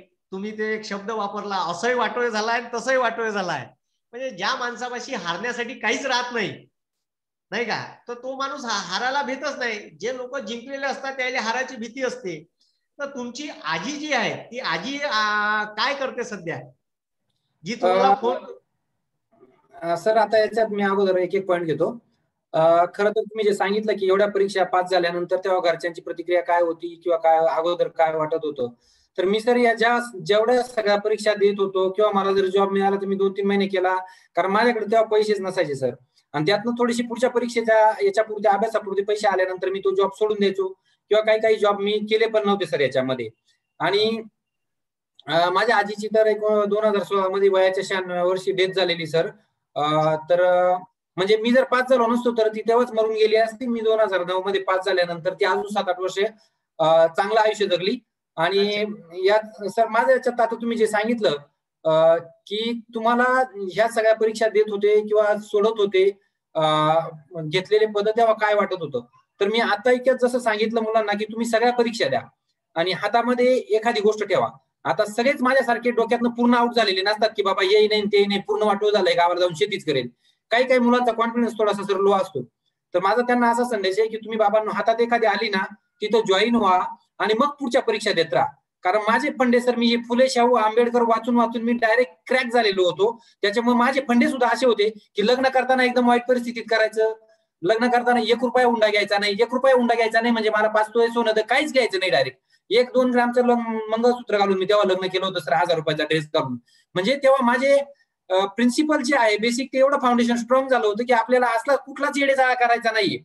आणि हे सगळं जे झालं ते मी, तुम्ही सांगतात ना सारखे लोक ओरडतात ना फुले शाहू आंबेडकर हे वाचून माणसं ते होतात, तर ह्या सगळ्यांनी माझ्या डोक्यावर तेव्हा घालून केलेलं होतं सर. आणि त्यांच्याच विचारांनी माझ्यामध्ये असा बदल झाला होता. आणि आजकाल आपण जेव्हा विचार करतो सर स्पर्धा परीक्षेचा विद्यार्थी लगेच खचतो वगैरे, तर या लोकांना सर समाजाने एवढा त्रास दिला आहे. तर या लोकांच्या काळामध्ये जर आपण जन्माला आलो असतो तर आपण एका अटेम्प्टमध्ये जाऊन धरणात जीव दिला असता, नाही तर एखादी बाटली घेतली असती किंवा एखादा ब्लेड घेऊन हातावर 7-8-10 वेळेस आपण मारला असतं मरण्यासाठी. आणि मी स्वतः सुद्धा सर, मी जर ठरवलं असतं की बाबा पटक्यात खचून जायचं तर स्पर्धा परीक्षा हे क्षेत्र असं आहे सर की तिथं यश आणि अपयश हे येतच राहणार आहे. त्यामुळं यश अपयश, एखाद्या अपयशाने माणूस काही म्हातारा होत नाही सर. मला जर तसं अपयशाने मी खचून गेलो असतो तर मला 7-8 वेळेस मरावं लागलं असतं. कारण मी एमपीएससीची जी राज्यसेवेची एक्झाम आहे तिच्यामध्ये 6 वेळेस इंटरव्ह्यू मध्ये फेल झालोय आणि बाकीच्या युपीएससीच्या मी 4 मेन्स दिले, त्याच्यामध्ये 2 मेन्स फेल झालो, 1 इंटरव्ह्यू फेल झालोय. म्हणजे मी जर प्रत्येक अपयशानंतर जीव द्यायचं ठरवलं असतं 7-8 वेळेस मेलो असतो. त्यामुळे तुम्ही जर स्पर्धा परीक्षा देणार असाल तर पहिल्यांदा हे ठरवा, आपलं आयुष्य आहे तर सगळ्या गोष्टी आहे. कारण आपल्याला हे आयुष्य देवानं एकदाच दिलेलं आहे. एखाद्या छोट्या अपयशाने कृपया खचून जाऊ नका आणि सातत्यानं प्रयत्न करत राहा. सगळ्या परीक्षा द्या. ज्याचे प्रयत्न प्रामाणिक असतात त्याला यश निश्चित येतं. आणि समाजात कोण काय म्हणतंय, कोण काय नाव ठेवतंय, आपण ग्रामीण भागात आलेला असतो, शेतकरी कुटुंबातून आलेला असतो, आपल्या घरात कुणी शिकलेलं नसतं. आजूबाजूचे जे शहाणे नातेवाईक आहेत, शिकलेले आहेत, ते घरच्यांना शहाणपणाचे सल्ले देतात. त्यामुळे आपण जेव्हा घरी जाईल तेव्हा आपल्या घरात गेल्या गेल्या लगेच भांडणं होतात. फक्त डोक्यामध्ये अभ्यास करताना एक गोष्ट लक्षात ठेवा, आपल्या बापानं आयुष्य मातीत घातलंय, आपल्याला पण ते मातीतच घालायचंय का? आणि ते मातीत घालायचं असेल तर तुम्ही तुमच्या नातेवाईकांकडे लक्ष द्या, तुमच्या घरच्यांकडे लक्ष द्या. आणि तुम्ही कुठं वर्ध्यात असाल, नाही तर कुठं चंद्रपूरला असाल, नाही तर वरुडेला असाल, अभ्यास करत ती पिशी उचला आणि गावाला जाऊन बसा. 15 वर्ष तुम्ही ग्रॅज्युएशन पर्यंत अभ्यास केलाय, त्यानं तुमच्याच्यानं काय होत नाही. ग्रॅज्युएशन झालं तुम्हाला कोणी नोकरी देत नाही. त्याच्यासाठी तुम्हाला थोडंसं आयुष्यातले दिवस घालावेच लागणार आहे. फक्त आपण जिथून आलोय, ग्रॅज्युएशन ज्याच्यासाठी केलंय ते आपलं ध्येय साध्य झालं का हे बघा. आणि ते साध्य करण्यासाठी आपल्याला जीवनामध्ये काहीतरी वेगळा मार्ग निवडावा लागणार आहे. आणि तो वेगळा मार्ग म्हणजे आपल्याला कुठेतरी आपल्याला स्वतःला टेस्ट करावं लागेल, कुठेतरी एक्झाम द्याव्या लागतील. आणि त्या एक्झाम द्याव्या लागतील म्हणजे ग्रामीण भागातल्या प्रत्येक मुलाला मी ग्रामीण भाग असं सारखं का ओरडतोय, कारण आपण ग्रामीण भागामध्ये आपल्या समोर जे चॅलेंज असतं, आपण IIT मध्ये जात नाही, आपल्याला MBBS ला ऍडमिशन मिळत नाही, कारण आपण तेवढे हुशार नसतो, आपल्याला तेवढं एक्सपोजर मिळत नाही. आपण कुठल्या तरी सेंट जॉर्ज मध्ये किंवा सेंट पुंजाच्या स्कूलचे नसतो की आपलं इंग्लिश एकदम भारी असतं. आपण एवढे येडेगाबाई असतो का आपल्याला टाय सुद्धा व्यवस्थित लावता येत नाही. आणि अशा विद्यार्थ्याला जेव्हा तो एक्सपोजर थोडंसं मिळतं तेव्हा त्याच्या पुढे पहिलं आव्हान हे असतं की त्याला जीवनामध्ये कुठेतरी स्टॅबिलिटी यायला पाहिजे. आणि आमचं ग्रामीण भागातील प्रत्येक विद्यार्थी असेल, मुलगा असेल किंवा मुलगी असेल किंवा समाजातील डिप्रायव्ह्ड क्लासेस मधला जो प्रत्येक माणूस असेल, त्याला पहिल्यांदा तो जेव्हा शिकेल, तो जेव्हा काहीतरी त्याला समाजाची फुले शाहू आंबेडकर किंवा कॉन्स्टिट्यूशन जेव्हा तो वाचेल तेव्हा तो समाजाच्या मुख्य प्रवाहात येईल. तो स्पर्धा परीक्षा पास हो अगर नाही हो, तो मेला समजा, जाऊ द्या मग स्पर्धा परीक्षा नाही पास होईल. पण जसं ग्रॅज्युएशन होतं, ग्रॅज्युएशन झाल्यानंतर 1-1.5 वर्ष अभ्यास केला तर कमीत कमी त्याला जगाची अक्कल येईल, समाजाची अक्कल येईल आणि त्यातनं त्याच्या जीवनामध्ये नक्कीच चांगला बदल होईल. आणि जो प्रामाणिकपणे अभ्यास करेल तो पास होणारच आहे कुठे ना कुठे सर. फक्त खचून जाऊ नका. एखाद्या अपयशाने जीवनामध्ये बदल होत नाही. 1 वर्ष दुष्काळ पडला म्हणून शेतकरी शेती करायची सोडून देत नाही. आणि आपल्याला जर तसं वाटलं तर आपल्या बापाकडे बघा रे, बाबाने माझा बाप काय करतो, तो 1 वर्ष दुष्काळ पडला तरी 4 वर्षातून 1 वर्ष दुष्काळ पडतोच तरी तो मॅनेज करतोच ना. तर तसं आता आपण 15वी पर्यंत म्हणजे ग्रॅज्युएशन पर्यंत शिकलो म्हणजे आपण चांगले टोनगे झालेलो असतो. तर एवढा मोठा टोनगा, एवढा मोठा अक्कल आल्यानंतर कृपया चुकीचे निर्णय घेऊ नका. प्रामाणिक प्रयत्न करा. आपल्या प्रामाणिक प्रयत्नांवर निष्ठा ठेवा. आणि जेव्हा थोडंसं आपलं डोकं हलेल तेव्हा कृपया आपल्या आई वडील असतील किंवा आपल्या घरातले माणसं असेल त्यांचे चेहरे डोळ्यासमोर आणा. मला तर गावातल्या लोकांनी, नातेवाईकांनी एवढा त्रास दिला होता तेव्हा मी फक्त विचार करायचो, माझ्या घरातली सुद्धा, माझे आई वडील असतील, माझ्या सगळ्या नातेवाईकांनी मला त्रास दिलेला आहे. फक्त माझी आजी तेव्हा म्हणायची, माझा नातू कलेक्टरच्या परीक्षेचा अभ्यास करतोय. आणि लोक तिला पण म्हणायचे, नातू तर येडाच झालाय, पण ही आजी सुद्धा येडी झाली म्हणून. पण तिचा माझ्यावर जो विश्वास होता तो विश्वास मला साध्य करायचा होता. त्यामुळे तुमचे आई वडील जे आहे, मुलगा कसाही असला तरी त्या आपल्या आई वडिलांचं आपल्यावर प्रचंड प्रेम असते, लक्षात घ्या. त्यामुळे समाज याला तिकडे खड्ड्यात आपल्या आई वडिलांचा आपल्यावर जो विश्वास आहे तो विश्वास सार्थ ठरवण्यासाठी प्रयत्न करा. लोकांना काय, आज लोक आहेच, तुमची वाईट परिस्थितीमध्ये तुम्हाला सगळे शिव्या देणार आहे, पण जेव्हा तुमचे दिवस थोडे बदलतील तेव्हा हेच लोक येऊन घरी सांगणार आहे, पोरगा लईच हुशार निघाला बरं का तुमचा, पहिल्यापासून तो हुशार होता. त्यामुळे कृपया या अशा कुठल्या याच्याकडे लक्ष देऊ नका. आपले प्रयत्न प्रामाणिक ठेवा आणि तुम्हाला स्पर्धा परीक्षेमध्ये यश मिळेलच. आणि कदाचित लोक सांगतात की बाबा 10 लाख पोरं परीक्षा देतात, 2 लाख परीक्षा देतात, तेवढे वॅकन्सी नसतात. त्याच्यासाठी मी तुम्हाला सांगितलंय, ज्या सेंट्रल गव्हर्नमेंटच्या परीक्षा दरवर्षी 35-40 हजार वॅकन्सी निघतात. रेल्वे द्या, बँकिंग द्या, स्टाफ सिलेक्शन द्या, फक्त MPSC, तलाठी आणि पोलीस कॉन्स्टेबल यांच्या भरोशावर बसू नका. सगळ्या परीक्षा द्या, तुम्हाला यश निश्चित मिळेल. आणि कदाचित यश जरी थोडंफार मिळालं नाही तरी तुम्ही जीवनातल्या कुठल्याही ज्या क्षेत्रात जाल त्यात नक्कीच यशस्वी उद्योजक व्हाल, यशस्वी चांगला माणूस व्हाल. कराळे सरांचं सुद्धा आपल्या समोरच उदाहरण आहे. ते जेव्हा वर्ध्याला आले पुण्यावरून, आता ते पण पुण्याला गेले होते कारण वर्ध्यात अभ्यास होत नव्हता, लक्षात घ्या. म्हणजे त्यांना सुद्धा वाटलं होतं पुण्याला गेल्यावर चांगला अभ्यास होईल, पण नंतर तिथे गेल्यानंतर त्यांच्या लक्षात आलं की पुणे आणि वर्धा सारखाच आहे. पण ते जेव्हा परत आले तेव्हा त्यांनी स्पर्धा परीक्षांचा अभ्यास केला होता म्हणून ते आज महाराष्ट्रात फेमस झालेले, हे लक्षात घ्या. नाही तर त्यांनी जर मध्येच सोडून दिलं असतं तर ते गावात कुठेतरी स्टँडवर बसले असते पोट्यांबरोबर एखाद्या चहाच्या टपरीवर. त्यामुळे सगळ्या परीक्षा द्या आणि प्रामाणिक प्रयत्न करा. हे व्हॉट्सअप, फेसबुक वगैरे सगळं बंद करा, या दुकानांमधून काही होणार नाही. आणि जेव्हा आपल्याला कुठेतरी वाटेल की मी खचलोय तेव्हा आपले आई वडील काय करतात आपल्यासाठी त्यांच्याकडे लक्ष द्या. तुम्हाला मला वाटत नाही की कुठल्याही प्रकारचं हे मिळेल, निराशा येईल म्हणून. बिलकुल सर, स्वामी विवेकानंदाचं एक वाक्य आहे, if you want to achieve your aim in your life, जर तुम्हाला तुमच्या जीवनातील ध्येय गाठायचं असेल तर you always take a risk, नेहमीच जोखीम पत्करा. If you win you're called winner, जर तुम्ही जिंकले तर विजेता असाल आणि हारले तर इतिहास बनवणारे मार्गदर्शक असाल. म्हणजे हे असे काही वाक्य आहे का आपल्याला आयुष्यात मोठं व्हायचं असेल तर रिस्क घ्या लागल. आणि तुम्ही सुद्धा म्हणजे 10 वर्ष त्या स्पर्धा परीक्षेत घातले, तुम्ही खेड्यापाड्यातून आले होते, तुम्हाला बरेचसे त्यावेळेस माहित नव्हतं, मार्गदर्शन नव्हतं. आता बरेचसे व्हिडिओ युट्यूबच्या माध्यमातून, बरचसं स्पर्धा परीक्षेच्या माध्यमातून अवेअर झालं आहे वातावरण. त्यामुळे आता हा जो प्रश्न आहे का तुम्ही आमच्या विद्यार्थ्यांना एवढं सगळं मार्गदर्शन केलं, मलाही त्यातले चांगले वाईट अनुभव आले स्पर्धा परीक्षेचा अभ्यास करताना, तुम्हालाही आले, स्पर्धा परीक्षेच्या प्रत्येक विद्यार्थ्याला अनुभव येतो. पण त्यांना त्या संघर्षात कायम टिकून राहणं, आपले आई वडील आपल्या पोटाले लिचुंडा घेऊन आपल्यासाठी पैसे पाठवते याची जाणीव ठेवणं त्यांना आवश्यक आहे. आणि मोबाईल पासून दूर राहणं आवश्यक आहे. तुम्ही ज्या ज्या पॉईंट सांगितले ते सर्व पॉईंटवर माझं लक्ष आहे, विद्यार्थ्यांनी त्या गोष्टीवर लक्ष ठेवावं. पुन्हा माझा एक प्रश्न आहे सर, का तुम्ही सगळ्यात पहिले पुण्यात अभ्यास करायला जेव्हा गेले तर तुम्ही 8 दिवस शिवाजीनगरच्या बस स्टँडवर झोपले, तिथे कपडे प्रेस करायला ठेवले होते एका दुकानदाराकडे. तर त्या प्रेसवाल्याला त्याच्यानंतर तुम्ही नोकरीवर लागल्याच्या नंतर कधी भेट झाली का त्याच्यासोबत? सर खरं तर तिथं मी पुण्याला गेल्यानंतर परत त्याच्याकडे एकदा गेलो होतो त्या दुकानामध्ये, पण नंतर मी त्याला कधी असं काही सांगितलं नाही, फक्त जाऊन बघून घेतलं की बाबा ते सगळं आहे का नाही अस्तित्वामध्ये.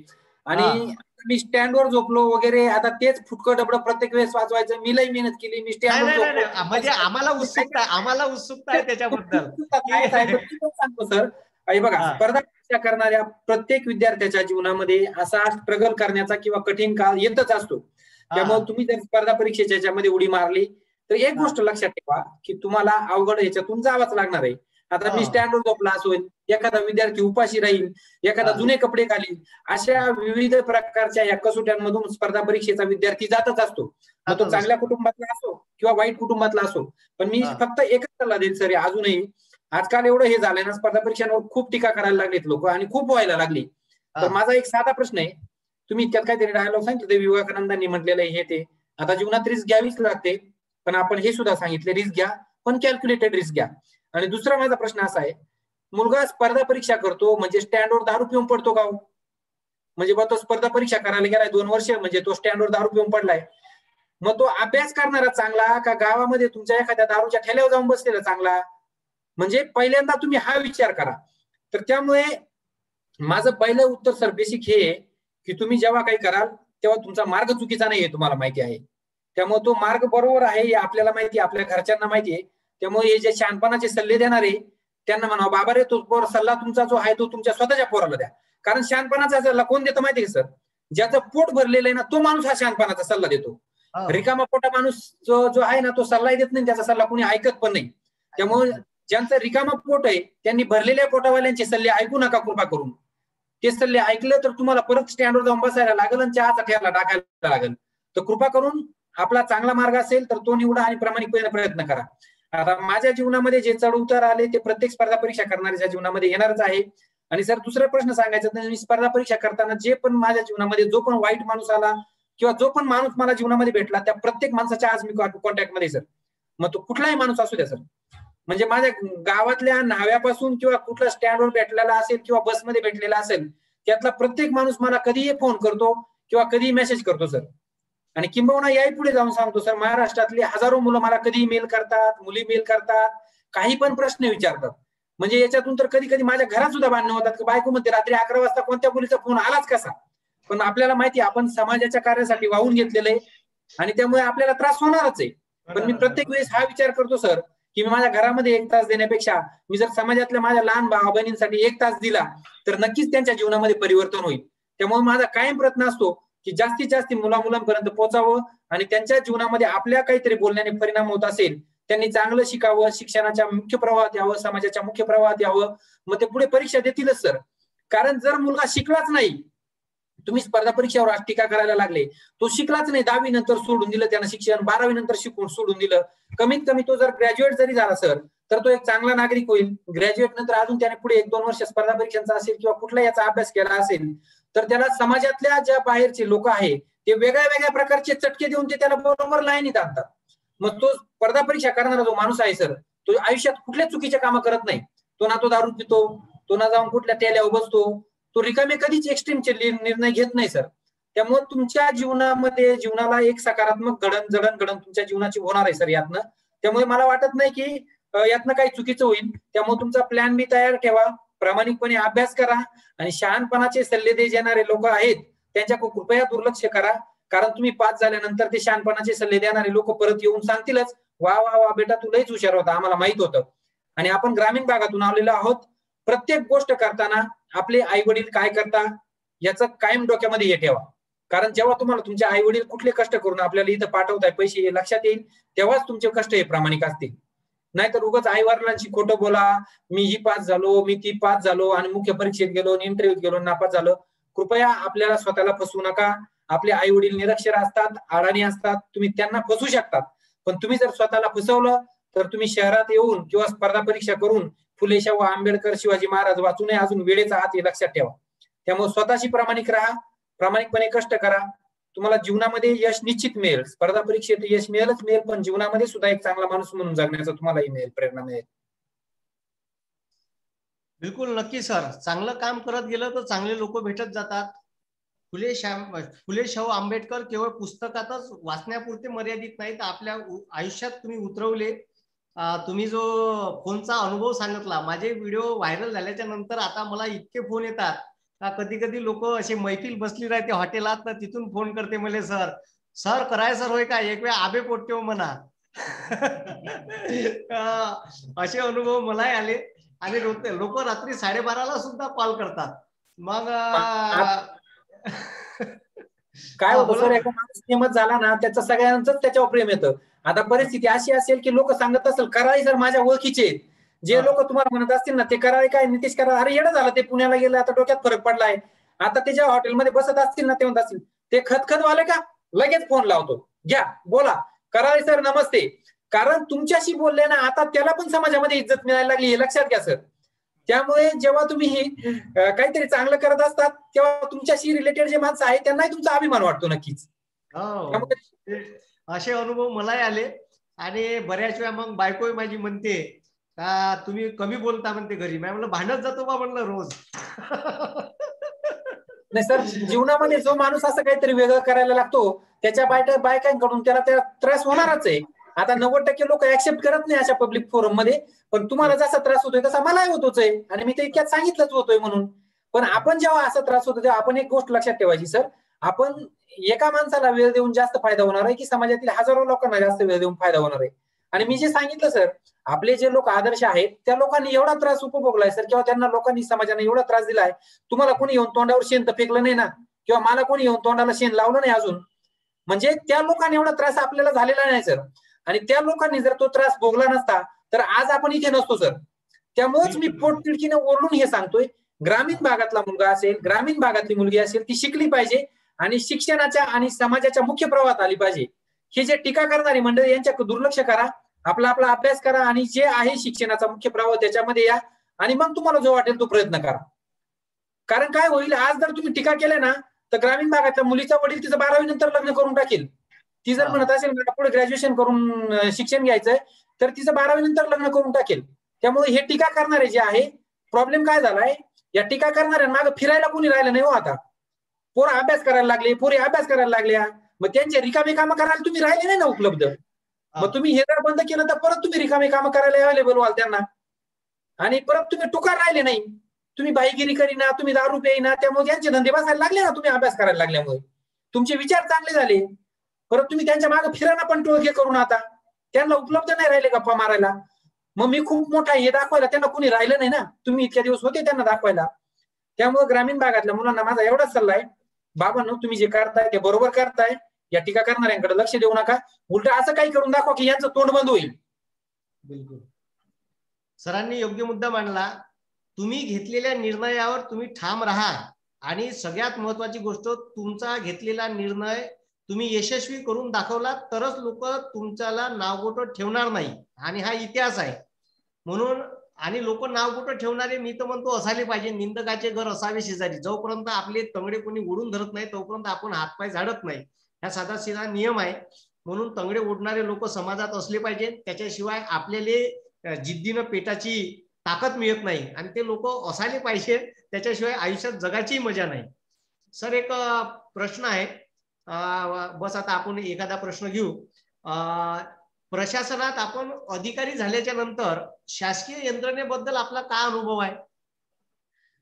सर आता बघा असं असतंय, या स्पर्धा परीक्षा एवढ्या अवघड असतात आणि त्यांची तयारी करताना तुम्हाला एवढे चटके बसतात की त्याच्यामध्येच तुम्ही अर्धा अधिकारी होऊन गेलेला असतो. मग तो पास होऊ नाही हा पुढचा प्रश्न आहे. आणि त्यानंतर तुम्ही जेव्हा स्पर्धा परीक्षेमध्ये येतात, तुम्ही आता लोक बघतात युपीएससीचा सिलेबस वगैरे एवढा वास्ट असतो. मी जेव्हा अभ्यास करायचो तेव्हा मला वाटायचं हा एवढा मोठा सिलेबस आहे, याचा नंतर उपयोग काय होणार आहे ऍडमिनिस्ट्रेशन मध्ये. पण तुम्ही स्पर्धा परीक्षेचा जेव्हा अभ्यास करतात सर, तेव्हा तुमच्या डोक्यावर एवढा स्ट्रेस असतो, तुम्हाला समाजातले म्हणजे एवढं प्रेशर तुमच्या डोक्याला हँडल करायला लागतं. त्याच्यात इतिहास वाचा, भूगोल वाचा, गणित वाचा, इंग्रजी वाचा, नागरिकशास्त्र वाचा, इकॉनॉमिक्स वाचा, करंट अफेअर वाचा, पुन्हा इंटरव्ह्यूला गेल्यानंतर त्या 4-5 म्हाताऱ्यांसमोर डोकं आपटा. तुम्ही हे जेव्हा प्रेशर हँडल करायला शकतात सर, तेव्हा तुम्ही ऍडमिनिस्ट्रेशन मध्ये येणारं कोणत्याही प्रकारचं प्रेशर हँडल करू शकतात अधिकारी झाल्यानंतर. आणि समजा तुम्ही झालेच नाही, आता तुमच्या संग तुम्ही स्वतः जरी आता तुम्हाला कुठल्याही प्रकारचा हा प्रेशर आलं तरी तुम्ही हँडल करू शकता, कारण तुम्ही स्पर्धा परीक्षेचा अभ्यास केलाय. तुमच्या डोक्यात किंवा तुमच्या मेंदूत तेवढी परिपक्वता आलेली आहे सर. त्यामुळे ऍडमिनिस्ट्रेशन मध्ये गेल्यानंतर तुम्ही जेव्हा स्पर्धा परीक्षेचा अभ्यास करता तेव्हा तुम्हाला एवढं प्रेशर हँडल करायची सवय झालेली असते की तुम्ही एक चांगला माणूस झालेला असतात. आणि तुम्ही या प्रेशर मधून गेल्यानंतर सर प्रशासनामध्ये जे चढ उतार येतात, जसे स्पर्धा परीक्षा करताना जीवनात चढ उतार येतात, तसे प्रशासनामध्ये पण चढ उतार येतात. जो माणूस जीवनातल्या अगोदर अभ्यास अधिकारी व्हायच्या आधी जे प्रशासनातले आणि आधी चढ उतार हँडल करतो, तो स्पर्धा परीक्षेमध्ये आल्यानंतर पण चढ उतार हँडल करतो. कारण जसे अगोदर आपल्याला नातेवाईक आणि आजूबाजूचे त्रास देणारे असतात अभ्यास करताना, त्याचं वाटवं झालं, तेव्हा प्रशासनामध्ये आल्यानंतर सुद्धा चांगलं काम करताना किंवा थोडंफार काम करताना चांगलं वाईट म्हणणारे लोक असतातच. त्यामुळे अशा स्टेजेस येतच असतात. त्यामुळं आपलं प्रामाणिकपणे चांगलं काम करत राहायचं आणि जे टीका करणारे त्यांच्याकडे दुर्लक्ष करायचं, जसं अभ्यास करताना करत आलोय. आणि आपले आदर्श काय फुले शाहू आंबेडकर आहे सर, त्या लोकांनी सोडलं नाही, तेव्हा आपण कोण लागून गेलो हो. प्रशासनात आले काय आणि नाही आले काय, त्यामुळे अडचणी येणारच आहे आणि जीवनामध्ये अपडाऊन असणारच आहे. त्यामुळे आपण जे पॉझिटिव्ह गोष्टी त्याच्याकडे बघायचं आणि आपलं प्रामाणिक काम करत राहायचं. आता खरं तर मागे अशी पेपरला बातमी आली होती की विश्वास नागरे पाटील, भरत आंधळे, तुकाराम मुंडे यांनी केलेल्या दिलेल्या अतिरेकी डोसचा हा परिणाम आहे स्पर्धा परीक्षा म्हणजे. अरे बाबांनो, आता अतिरेकी डोस म्हणजे आमचा हेतू काय स्पर्धा परीक्षा द्यायला सांगायला मुलांना? आम्ही का मुलांना सांगतोय की तुम्ही दारूच्या गुत्त्यावर जाऊन बसा, तुम्ही लग्नात जाऊन बँजो पार्टीत नाचा, असं सांगतोय का? म्हणजे आम्ही अभ्यास करायला सांगतो, आम्ही चुकीचं कोणाला काही सांगत नाही. आणि अभ्यास करायला सांगून जर कोणाला त्रास होत असेल तर मला वाटत नाही की काय आम्ही चुकीचं सांगतोय किंवा आमचा काय स्वार्थ आहे याच्यामध्ये. आम्ही जेव्हा म्हणजे मी तर स्वतः लाल डब्याच्या बसमध्ये बसून कुठं जाऊन बोमा मारले अख्खा महाराष्ट्रामध्ये, उभ्या महाराष्ट्रात मी वरोरापासून रत्नागिरीपर्यंत आणि इकडे कोल्हापूर पासून पार इकडे पालघर पर्यंत सगळ्या महाराष्ट्रामध्ये सर मी फिरलोय. तर याच्यात आमचा कुठलाच हेतू नव्हता की आम्ही कुठं लेक्चरला गेलो आणि सांगितलं एखाद्या बाबांसारखं काढ 25,000 रुपये मी लेक्चरला एवढं लांब आलोय. अशा कुठल्याही सर आम्ही कधीच कोणाकडनं डिमांड केल्या नाही आणि आमच्या अशा अपेक्षा पण नाही. पण आमचा फक्त एवढाच सर एक हेतू आहे, जे लोक इतक्या दिवस बोंबा मारायचे की युपी बिहारचे सगळे अधिकारी होतात आणि मराठी माणसं होत नाही, तर आमचा आजही प्रयत्न प्रामाणिक हाच आहे की मराठी मुलगा शिकला पाहिजे, मराठी ग्रामीण भागातला विशेषतः मुलगा प्रशासनात यायला पाहिजे, शिक्षणाच्या मुख्य प्रवाहात यायला पाहिजे. कारण जोपर्यंत शिक्षण माणूस घेत नाही तोपर्यंत तो विकसित होत नाही. शिकल्यानंतर तो स्पर्धा परीक्षा देईल, काही करेल, आणि शिक्षणाच्या मुख्य प्रवाहात आल्यानंतर तो ऑटोमॅटिकली सर पुढे चांगला माणूस होणार आहे. म्हणजे हे खरं तर एक चांगला नागरिक घडवण्याचं काम आहे. चांगला अधिकारी तो जर प्रशासनात आला तो होणारच आहे. पण तुम्ही जर शिक्षण घेण्यापासूनच मुलांना वंचित करायला लागले आणि त्याच्यावरच टीका करायला लागले की तुम्ही सगळे परीक्षा देतात, स्पर्धा परीक्षा देतात, मग इतक्या दिवस काय करत होते ते? इतक्या दिवस ते काय ग्रॅज्युएट झाल्यानंतर गावात बोंबा मारत होते, कुठेतरी पार्ट्या करत होते. आता हे सगळे धंदे बंद झाले, त्यामुळे लोकांना वाईट वाटायला लागलं की बाबा रे इतक्या दिवस बोंबा मारत फिरत होते, हा अभ्यास करायला लागला, याला ज्ञान आलं, याच्या 4 ओळखी झाल्या, याला बाहेर एक्सपोजर मिळालं. तर हे जे आहे यातनं मुलांची बुद्धी वाढणार आहे सर. ते अभ्यास करतील, त्यांना बाहेरच्या जगाचा मार्ग कळेल आणि स्पर्धा परीक्षा देतील, त्यातनं कुठेतरी ते अधिकारी होतील, कर्मचारी होतील, कुठेतरी कामाला लागतील आणि कदाचित नाहीच लागले तर जीवनातले हे जे वाईट पद्धती आहे, ज्याला अँटी सोशल एलिमेंट्स म्हणतात, त्यापासून तरी हे म्हणून लांब राहतील सर आणि एक चांगला नागरिक म्हणून उद्या आपल्या देशातले चांगले नागरिक होतील सर. त्यामुळे आमचा जो हेतू आहे सर तो प्रामाणिक आहे आणि मी आजही सांगेल करू द्या लोकांना टीका, कारण तुम्ही चांगलं काम करताना तेव्हा तुम्हाला लोक शिव्या घालणारच आहे. मलाही घालू द्या शिव्या किंवा कोणालाही घालू द्या, मला काही फरक पडत नाही. पण तुम्ही शिका, चांगलं शिका आणि आपले प्रयत्न फक्त प्रामाणिक करा आणि स्वतःला फसवू नका. तुमचे जेव्हा प्रयत्न प्रामाणिक असेल तेव्हा तुम्हाला यश नक्कीच मिळेल आणि कुठेतरी तुम्ही लागून जाल आणि कुठेच नाही लागले तर तुम्ही ज्या जीवनामध्ये ज्या क्षेत्रामध्ये जाल त्या क्षेत्रामध्ये इतर जे 4 लोक काम करतायत त्यांच्यापेक्षा तुम्हाला 10 पट जास्त नॉलेज असेल. त्यामुळे तुम्ही तिथे नक्की यशस्वी व्हाल, त्यात काहीच शंका नाही. बिलकुल सर, बराच वेळ दिला तुम्ही, 1 तास झाला जवळपास. आपण एक शेवटला तुम्ही आपल्या हे जे स्पर्धा परीक्षेचे विद्यार्थी आहे तर ते कोणत्याही परीक्षेचा करू, त्यांना एक तुमच्यातर्फे काय संदेश द्याल सर? सर मी संदेश हाच देईल की टीका करणारी मंडळी जी आहे त्यांच्याकडे लक्ष देऊ नका. जे आज तुमच्यावर टीका करताय तेच उद्या तुम्ही पास झाल्यानंतर तुम्हाला वाजवत गावात घेऊन जाणार आहेत. दुसरी गोष्ट म्हणजे कुठल्याही छोट्याशा अपयशानं खचून जाऊ नका, कारण स्पर्धा परीक्षा म्हणजे यश आणि अपयश याचाच खेळ आहे. आणि तिसरी गोष्ट म्हणजे हे मोबाईल नावाचं जे डबडं आहे त्याच्याकडे दुर्लक्ष करा. व्हॉट्सअपला आणि फेसबुकला स्टेटस बिटस मारायचे धंदे बंद करा. त्याचा वापर फक्त आणि फक्त अभ्यासासाठीच करा, दुसरं काही करू नका. चौथी गोष्ट आहे ती म्हणजे मित्र मैत्रिणी यांचा काही जास्त मोठा ग्रुप करू नका, कारण तुम्ही एकदा जेव्हा मित्रमैत्रिणींमध्ये जातात काहीतरी डिस्कशन करायला तेव्हा 2 मिनिटं अभ्यासाचा विषय चर्चा करतात आणि नंतर पुढचा 1 तास बाकीचेच धंदे करतात. त्यामुळे कृपया या फांद्यांमध्ये पडू नका. स्वतःशी प्रामाणिक राहा, आपल्या आई वडिलांचे कष्ट लक्षात ठेवा आणि सगळ्यात फायनली आपण कुठल्या परिस्थितीतून आलो हे लक्षात घ्या. आपण शेतकरी कुटुंबातून ग्रामीण भागातून आलोय. आपल्या बापानं ज्या मातीत आयुष्य घालवलं त्या मातीत आपल्याला आयुष्य घालवायचंय का, हे डोळे झाकून बंद करून विचार करा. तुम्हाला तुमच्या सगळ्या प्रश्नांची उत्तरं मिळतील. धन्यवाद सर. बिलकुल बिलकुल सर. सर आज शिवशाहीर लेखक अण्णाभाऊ साठे यांची जयंती आहे आणि त्याच्या निमित्त आज हा आपल्या स्टेजवरती एवढा मोठा कार्यक्रम आपण आयोजित केला. विद्यार्थ्यांना खूप मोलाचं मार्गदर्शन तुमच्यामुळे भेटलं. आमची एक आग्रहाची विनंती राहील माझी आणि वर्धा जिल्हा प्रशासनाची की आमच्या वर्धेतल्या मुलांना तुम्ही एक मार्गदर्शन करायला ऑफलाईन या. सर मला जसा वेळ मिळेल तसा मी नक्की येईल सर. प्रेरणा मॅडम माझ्या बॅचमेटच आहे आणि त्यांनी खरं तर हा पण कार्यक्रम ऑफलाईनच बोलवला होता, पण आता हे कोरोना आणि एवढं ट्रॅव्हलिंग वगैरे याच्यामुळे सर ते जमलं नाही ऑफिसच्या कामाच्या याच्यामुळे. पण जेव्हा थोडासा वेळ मिळेल सर तेव्हा मी तुमच्या कलेक्टर मॅडमशी कोऑर्डिनेट करून नक्की तिकडे येईल आणि तुमच्या मुलांना ऑफलाईन पण मार्गदर्शन करेल. आणि सगळ्यात महत्वाचं सर, तुमच्या ज्या कलेक्टर मॅडम आहे प्रेरणा देशभ्रतार मॅडम, त्यांनी हा एवढा चांगला इनिशिएटिव्ह घेतलाय आणि त्यांना खरोखर समाजातील जी ग्रामीण भागातली मुलं असतील त्यांच्याबरोबर त्यांच्या विषयी खूप तळमळ हे यातून सिद्ध होतं सर. त्यामुळे त्यांनी जे हाती घेतलेला हा जो उपक्रम आहे तो जास्तीत जास्त मुलांपर्यंत आणि मुलींपर्यंत पोहोचेल आणि समाजाच्या दुर्लक्षित घटकातले असतील किंवा ग्रामीण भागातले जे मुलं असतील ते प्रशासनात येऊन जास्तीत जास्त चांगल्या प्रकारे काम करतील, चांगलं शिक्षण घेतील आणि त्यांनी हा जो उपक्रम सुरू केलाय त्याच्या मागचा जो हेतू आहे तो साध्य करण्याला तुम्ही वर्धा जिल्हा प्रशासन आणि तुमच्यासारखी वर्धा जिल्ह्यातली जी चांगली माणसं आहेत ती मदत करतील अशी अपेक्षा करतो सर. बिलकुल सर. आमच्या वर्धा जिल्ह्याच्या माननीय कलेक्टर मॅडम श्रीमती प्रेरणा देशभ्रतार मॅडम यांचे मनापासून आभार मानतो. त्यांनी तुमचा कार्यक्रम इथे आयोजित केला. तुमचेही मनापासून तुम्ही तुमचा अमूल्य वेळ आम्हाला दिला आणि आमची आग्रहाची विनंती, तुम्हाला जसा वेळ मिळेल मीही तुमच्या आता कनेक्टिव्हिटी मध्ये राहील. तुम्ही मला सांगा, एक चांगला प्रोग्राम वर्धेच्या विद्यार्थ्यांसाठी आयोजित करू. आपण इथे आलात, विद्यार्थ्यांना मार्गदर्शन केलं. तुमचं मार्गदर्शन आवश्यक आहे, कारण का बरेचसे विद्यार्थी तुमची प्रेरणा घेऊन स्पर्धा परीक्षेत आले आणि आता थोड्याशा वेगळ्या परिस्थितीमध्ये आहे, कारण का कोरोनामुळे बऱ्याचशा स्पर्धा परीक्षाच्या जागा निघाल्या नाही, बरेचसे निकाल पेंडिंग आहे. तर त्यांना एक नवचेतना तुमच्या या व्हिडिओ कॉन्फरन्सिंगच्या माध्यमातून, लाईव्ह व्हिडिओच्या माध्यमातून मिळेल एवढी अपेक्षा ठेवतो आणि सर्व विद्यार्थ्यांना त्याच्या भविष्याच्या वाटचालीसाठी आणि तुम्हालाही सर तुमच्या प्रशासकीय प्रशासनातील भविष्याच्या वाटचालीसाठी शुभेच्छा देतो. धन्यवाद सर. जय हिंद, जय महाराष्ट्र. धन्यवाद सर. जय हिंद.